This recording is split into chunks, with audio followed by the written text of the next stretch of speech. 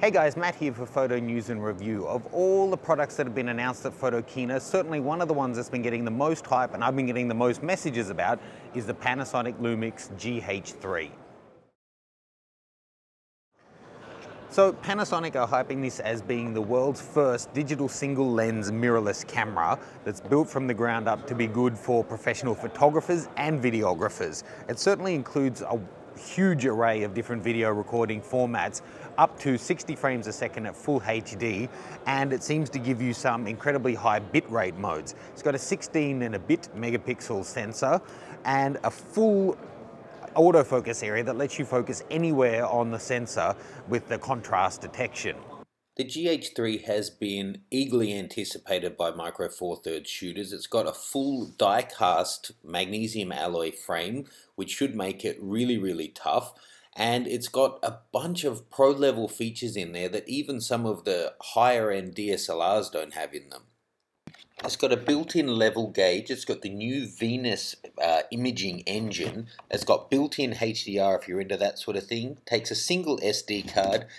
And the image sensor's been designed to dissipate heat to allow recording for long periods of video at a higher quality without interference. Now, whilst there's other cameras coming out that are offering different variants with and without low-pass filters, this one's got a newly designed low-pass filter that they say has the results of not having a low-pass filter, but without having the moire and the color fringing issues that can come from removing the low-pass filter.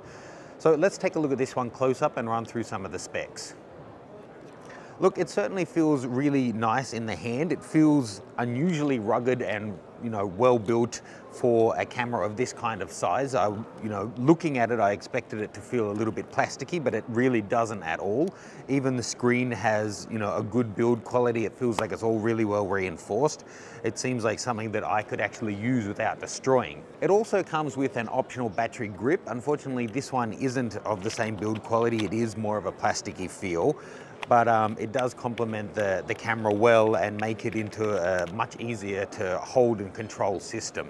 And as well as introducing extra dials and the trigger on the grip as you would normally expect, it also has white balance, ISO and exposure compensation adjustments and a function button, the same as you find on the top deck of the camera. Of course, being that this one is designed for videographers as well as photographers, it has got a mic input, it's got a headphone jack, as well as HDMI and AV out. Now, one quite cool thing with this, so touch to focus, and then for white balance, you can actually choose what white balance you want. You can either choose a custom setting across the bottom here, or you can tap in where in the color space you want it to go. So let's do it. Let's pop it right down in blue, turn it off, and there's that shot. And then when we say the opposite, pop it right up into the yellow spectrum.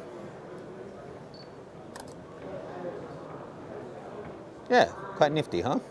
Okay, so shooting with the GH3, it is very responsive. It gets focus extremely quickly. Using the electronic viewfinder though, it does have some wavy, crazy action going on a little bit, which isn't apparent when you use the rear LCD screen, which is a bit of a surprise. But let's run some high ISO tests here. I'll shoot it from the base setting all the way through and see how it looks. So the GH3, it's certainly well built. The image quality is good. The AF is really responsive. The build seems really good. Haven't been able to get any test footage for you yet to sample the video quality, but I'll try to do that. And once I do, I'll pop the link to that in the caption below. That's where you can also find the link to the high ISO noise testing. So I can see why a lot of Panasonic users are really excited about this one.